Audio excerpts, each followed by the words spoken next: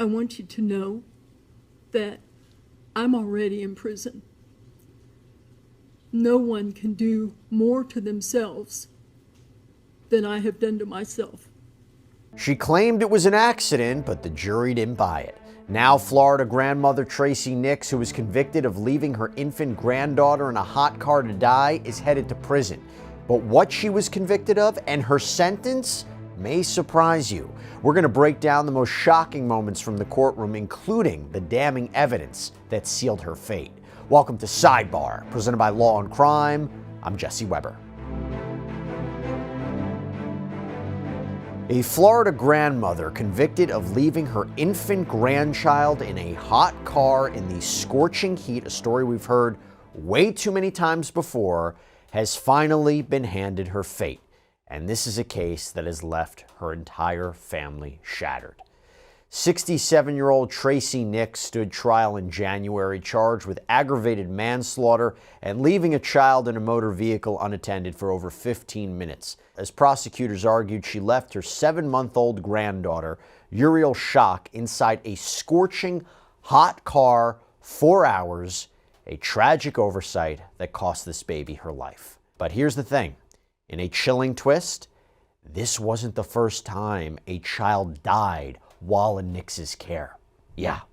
Now I'm going to get to that, but first let me talk about Uriel. Uriel tragically passed away back on November 1st, 2022, when Nix, a former school teacher and principal, was supposed to be babysitting her while her daughter, Kaye Schock, was getting her hair done. But when Kayla went to her mother's to pick up Uriel, her daughter, she was met with every parent's worst nightmare. Her infant daughter's lifeless body still strapped into the back seat of Nix's Lexus SUV. Nix never took the little girl out of the car. The temperature that day had climbed to 90 degrees Fahrenheit, turning the car essentially into an oven. Now, Nix was out having lunch with friends that day before she returned home with Uriel. And police say she claimed she just forgot Uriel was inside the car. And by the time one of her grandsons arrived and asked about the baby, it was too late. Uri had already succumbed to hyperthermia, her tiny body unable to withstand the suffocating heat. Now, shockingly, as I mentioned, this wasn't the first tragedy under Nix's watch. Just a year earlier in 2021, her 16-month-old grandson, Ezra, Uri's brother, drowned in a nearby pond while she was supposed to be supervising him.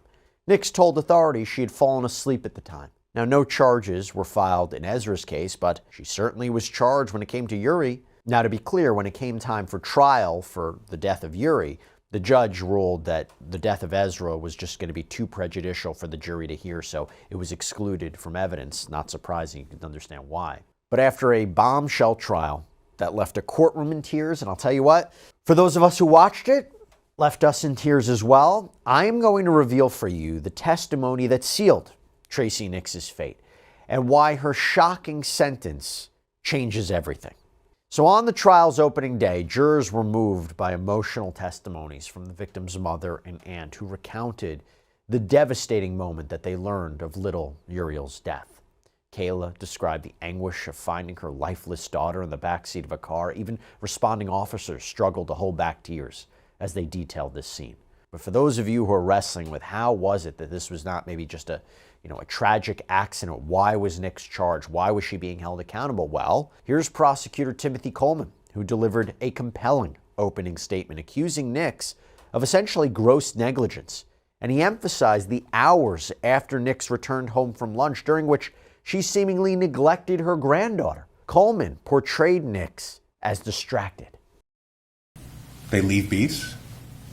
The defendant grabs Uri, grabs a diaper bag, goes to the car, opens the door, puts her in the back seat, puts her in the car seat like a good babysitter should, closes the door, gets in the vehicle, drives straight home. It's about a 10-minute drive. She gets home. She parks her car by the house, gets out of the vehicle, closes the door, goes in the house. Never grabs Uri. Uri's still in the back seat, waiting, sleeping. Whatever it may be, she's back there. Grandma doesn't get her. She goes into the house, plays with her dog, practices piano. While she's playing with her dog, time passes. And Uri's suffering. While she's playing the piano, time's passing. And Uri's alone in that vehicle. She's also on her mind, what's her primary focus, is that she's got another grandchild that she's supposed to spend time with that day, and she's focused on that. She's messaging back and forth with the mom, Rebecca Tucker. She's focused on all these other things.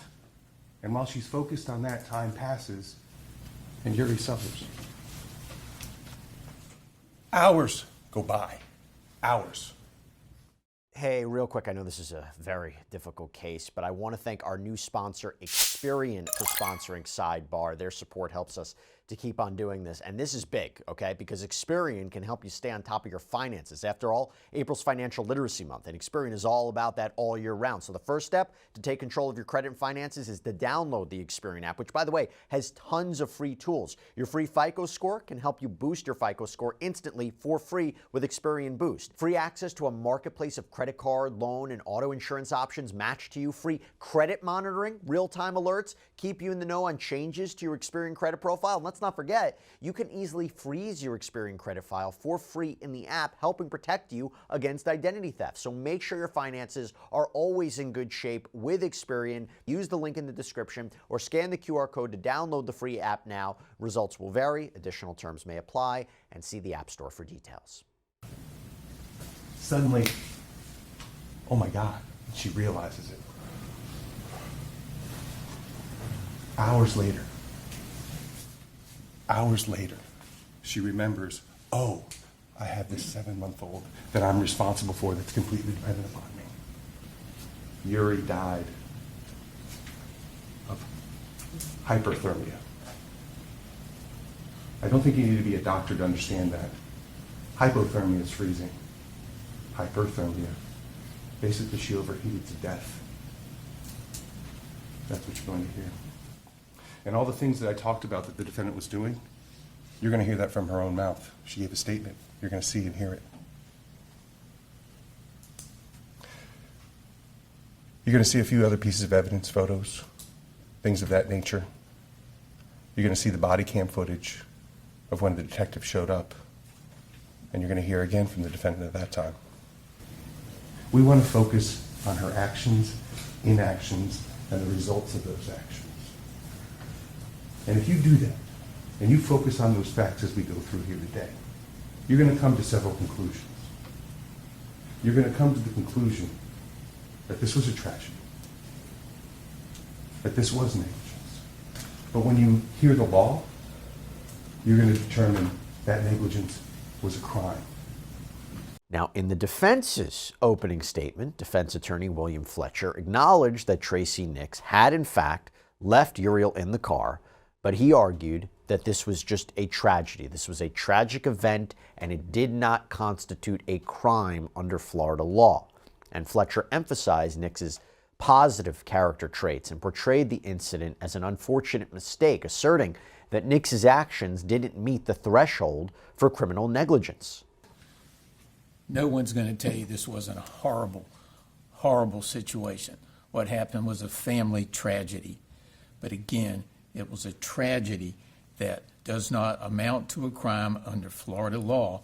Tracey Nix is a loving mother, grandmother, retired school teacher of 39 years, principal for 17 years, good member of her church for 39 years, member of the choir, Sunday school teacher, and attends, not prayer meeting as they said, but Bible study once a week. They have a group.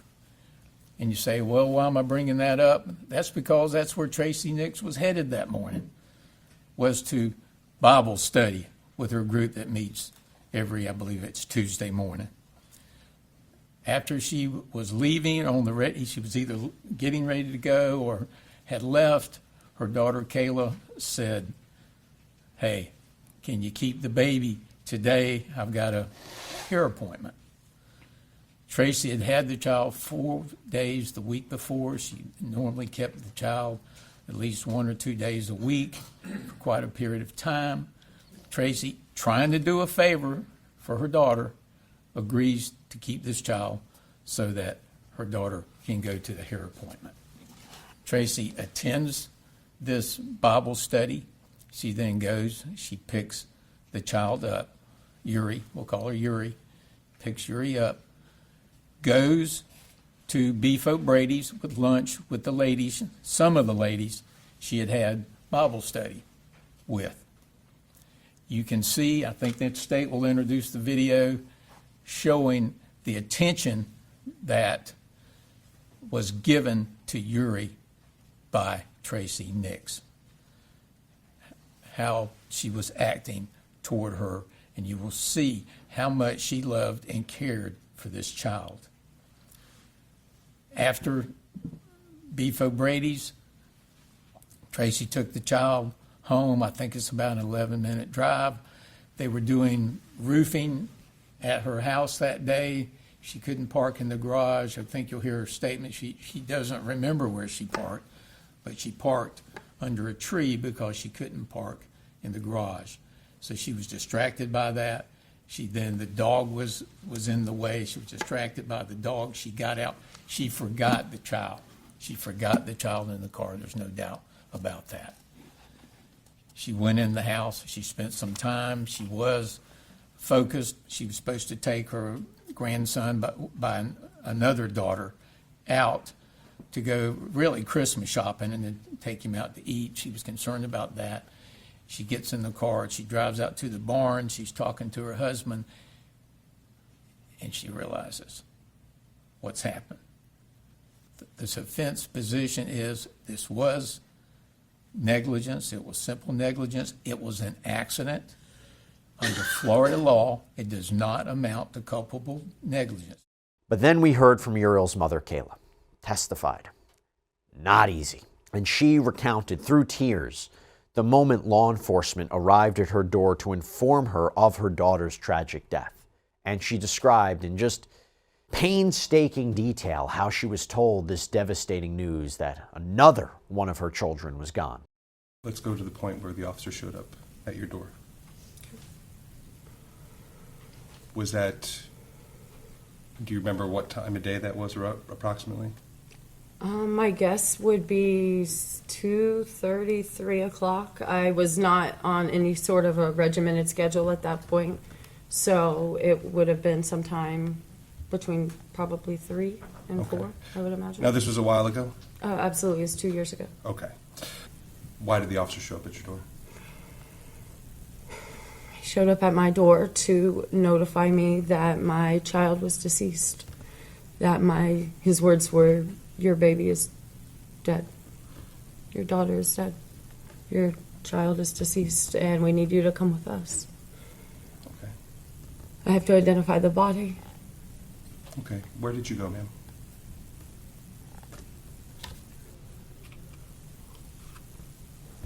I got in the vehicle with the sheriff that came to get me. They did not believe that I should be driving, which I agree. And he took me to the Florida Advent Hospital in Wauchula. Okay. And you said you had to identify Uri? Yes, I did. And you saw her? I was not with my husband in that moment, and so as soon as we found each other in that parking lot, which was sheer insanity, then we went in together to look at our daughter and identify her body. Honestly, you just can't imagine it. You just can't imagine what she's going through. It is so awful. And then you heard Uriel's aunt, Rebecca Tucker, testified about the moment she was confronted with this horrifying scene. And she described seeing her father perform CPR on Uriel's lifeless niece. Overcome with emotion, Tucker recounted how she called 911, describing Uriel as unresponsive with open eyes. And did you know a Uriel Schock? Who was that? She's my niece. Okay. Now, I know this is upsetting, and I'm sorry I have to go back to it, but I do have to go back to November 1st of 2022, okay? Yes? Yes. Okay. Ma'am, if you recall, just in general, what were you doing that day? It was a normal day. Worked and picked my kids up from school. Okay. Let me ask you in particular, were there any plans that you had with your mother, Tracey Nix, that day? Maybe not for you, but for someone in your family. Yes, Aiden was supposed to go out of town with her. And how was that supposed to happen? I was to bring him to her house after And- school. After school? Mm-hmm. And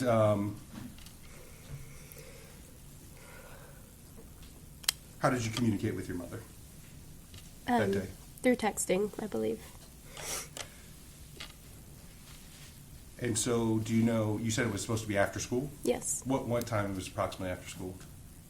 between 4 and 5 p.m. I don't know exactly what time. Okay, but roughly around then. Right. And did you bring Aiden to your mother's house that day? I did. And was it roughly in that between 4 and 5 o'clock hour? Yes. What was going on when he got out there? Well, whenever Aiden and I got out of the vehicle to check on my boys' 4-H pigs that they had at the time, I saw my mom and my dad doing something by my mom's vehicle, and I wasn't really sure, what it was. So but I mean, it didn't take long at all to figure it out. And your mom's property, is it just her house, or? No, so you have the house, and then the barn is in the back. So where did you see your mom's vehicle? It was down by the barn where we went. All right. And she was doing something, but you didn't think of anything at first? No, I couldn't see because their backs were to me. Okay. Did you come to find out more soon after? Mm-hmm. What did you see?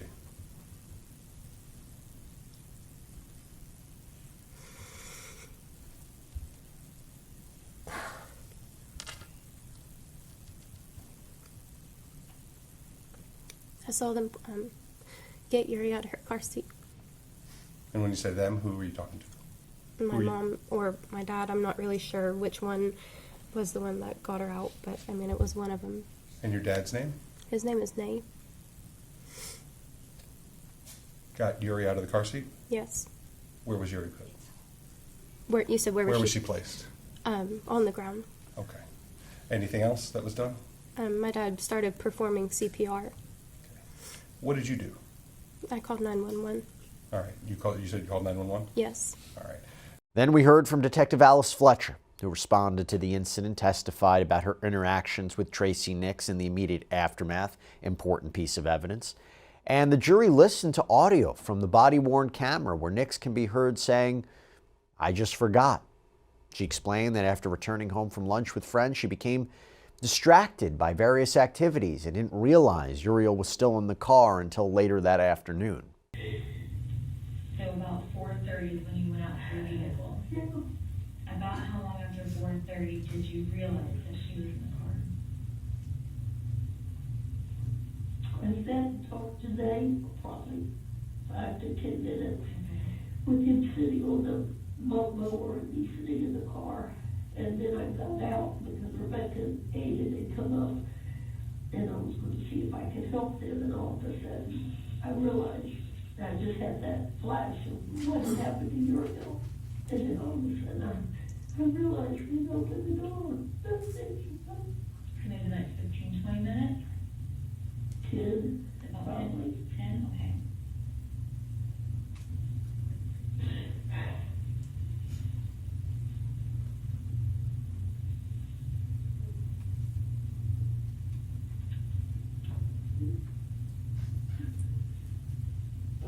What was the first thing you did when you noticed? I cried and I ran. And they got her out. And I went around the other side of the barn where you found me. I was just screaming. And I didn't call 911. But by that time, when I went around the place around the farm, lights were already there. Okay. So you went around the barn and you called 911. And I went around to the back side of the farm. Okay.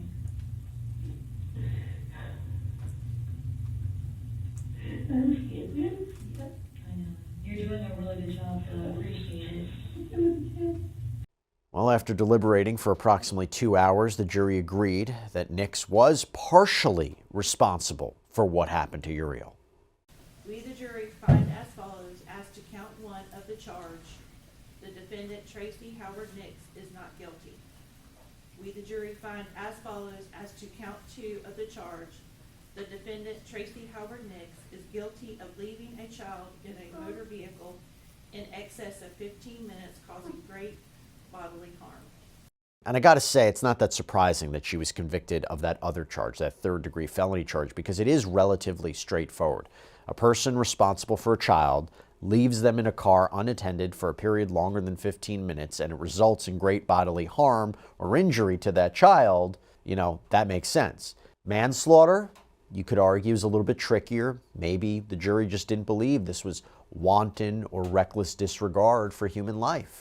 And now we're finally at her sentencing, April 3rd. And this is when we heard a lot more about Nix's prior accident involving her 16-month-old grandson who drowned while under her care. Nix's daughter, Kaye Schock, again, Uriel's mother, spoke on how Uriel was supposed to be her saving grace after losing her first child, Ezra. But even though she lost both of her children under Nix's care, she was actually able to express some kind of forgiveness for what had happened. And so I put Ezra in any version of a box that I could find inside my heart. And I put him here in the name of protecting Uriel. She was my restoration. She was going to salvage my family. And that was never meant to be her purpose. She was just meant to be a beautiful little girl. But by circumstance, she became my salvation. The day that my daughter died is one I could clearly never forget. No matter how much I wish I could wash it away and just hold the beautiful moments, it's not something that I can do.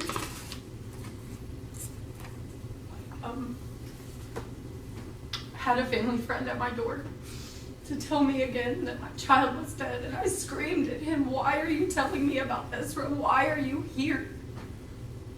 And he said, "No, Kayla, it's your daughter. This man I've known my entire life was there to say to me again that I was going to bury a child." The day that I agreed to invite my mom into my daughter's life, I was afraid. I was terrified.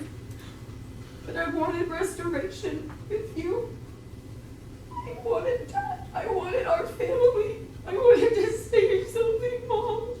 I did. I wanted to save something. And you went.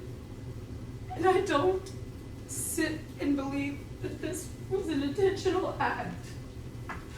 I wore this today. You and my dad gave me because I'm still your daughter. I'm still your daughter. And nothing is changing any of this. I still love you. I hate this. I hate that I had to choose. That was not the case, though, for little Uriel's father, Drew Schock. Not as forgiving, expressing how he and Kayla would have to live with the mistakes that Nix made for the rest of their lives. There's just some things that you don't think about. And we, as parents, have to live with that for the rest of our lives. Like I said, I no matter what we do or what we say, I'm always going to feel responsible because these are my children. I am responsible for them. So we're going to carry this, and I'm always going to think about what ifs, or if I wish I would have done this or done that, or if we would have known details about the prior one, if we would have. But all that is it's too little, too late. You know, she was our blessing. You know, when she was born, She was our angel child. She looked so much like her son, it was ridiculous. We seen him every time we looked at her. She looked at us and it would just cut right through us, and we took that like it was God saying, here you go, here's your other shot. You know what I mean? I know this happened, but I'm gonna make this daughter look just like him, and you guys are gonna have this. And it was taken from us.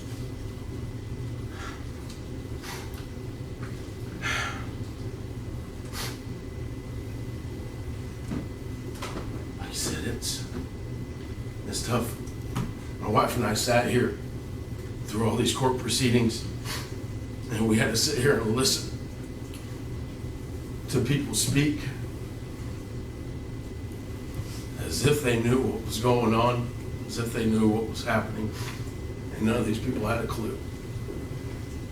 Now, once they asked us, hey, Drew, what happened? Hey, what really happened? That's what I would have loved to have told them. How everything happened, how everything went down, because it was not how it was portrayed in the courtrooms. And I was planning on coming here and explaining all that. But in the end, like I said, the result's the same. I'm standing up here in front of you guys, defending my children from a woman who took them away from us. To me, that's insane. It's insane. She's done this twice. And the fact that we're debating whether or not she deserves jail time is just insane to me. She took 2 lives. To me, it's black and white. But my wife and I are the ones who are going to have to live with this. They can go and do what they want to do. 20 days locked up. They're done, forgotten all about my children. Forgotten all about them within 20 days. Like it never happened. Going off, doing their own thing, living their own life. Making her own friends. She's not grieving. Not at all. This is the pain that my wife and I wear. Nobody else.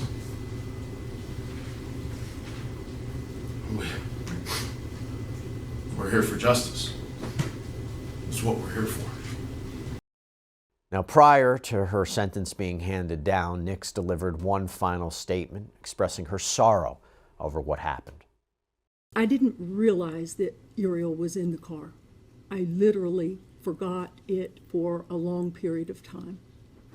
I did know that I had made plans with Aiden, which is my oldest grandson, to take him to Walmart in Sebring to look for some Christmas ideas for him. And then I was going to take him to dinner and have him back early because it was a school night. He was about 4:15 or so. He was feeding the pigs back behind the barn. And I got in the car and I pulled up to the barn. And Nay came with his lawnmower around so that my driver door and where he was sitting in the lawnmower, I just opened up my driver door and we could talk. And we were just chatting about I don't even know what. And I said, when did Kayla come for Uriel? And he just looked at me. He said, I've been outside. I don't know. And then I said, when did Kayla come for Uriel? And it began to dawn on me. And then I opened the door and realized that she was in there all along. I could tell that she had passed when I looked in the car. And I ran back behind the barn to the west side of the barn. I looked for anything I could find to hurt myself. I wanted to be gone.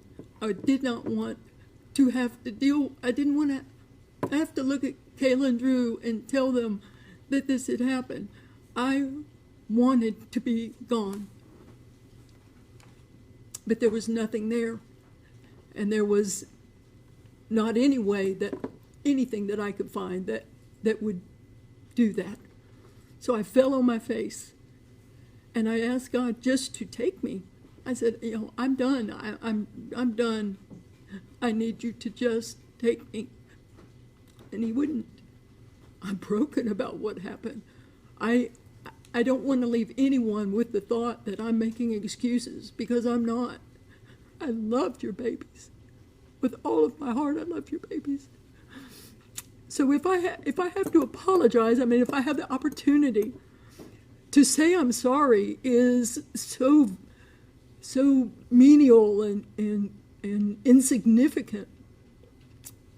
But maybe if I told you that I would literally lay my life down for them, maybe that would make the I'm sorry more meaningful.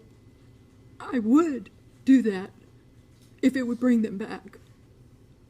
Your Honor, whatever your decision is, I want you to know that I'm already in prison. No one can do more to themselves than I have done to myself. But then it came time for the official sentencing, and I will tell you, this judge ripped her apart, argued that Nix had shown sorrow, but not true remorse. The grandchild Uriel Schock's tragedy is not an isolated incident. This is the second. The court watched and heard her interview. I do not believe she's showing remorse. I believe she's showing sorrow. It is impossible for a defendant who refuses to accept responsibility for an offense to show remorse for that offense. Sympathy is not the same as remorse.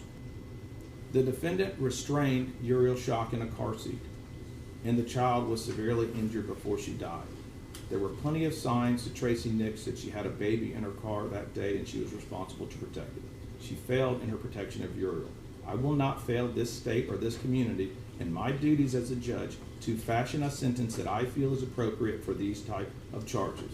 You can call it whichever one of the 5 points you call it, but I'm calling it a just and determinate sentence based upon the facts and evidence that I have seen here and heard here and presented today. The court hereby sentences Tracey Nix to Florida State Prison for a term of 5 years of Florida or 60 months with credit for all time served. A $5,000 fine shall be reduced to a judgment lien. The cost of prosecution and restitution will be reserved for 60 days. Y'all can agree on it or we'll have another hearing. 5 years in prison. 5 years in prison for the death of this little girl. Now, there are those of you who might say that is not justice. There are others who might say it's too much. I will tell you, you may think it's a light sentence, but for that charge, for what she was convicted of, that is the maximum sentence permitted in Florida for the crime that she was convicted of, leaving a child in a car for over 15 minutes. So listen, this is a controversial case. This case has a lot of emotions. This case is not easy, any which way you shake it. But clearly you have a situation where this grandmother was found guilty and held accountable. And it highlights just the devastating consequences of leaving children unattended in vehicles. I said it before, I'll say it again, it happens way too often. This is a preventable tragedy. It claims numerous young lives each year, and it shouldn't. Be sure to check out more gavel-to-gavel coverage of our trials on the Law&Crime YouTube channel, and hopefully we'll have an opportunity to recap some more for you here on Sidebar. That's all we have for you right now, though. Thank you so much for joining us. And as always, please subscribe on YouTube, Apple Podcasts, Spotify, wherever you should get your podcasts. I'm Jesse Weber. I'll speak to you next time.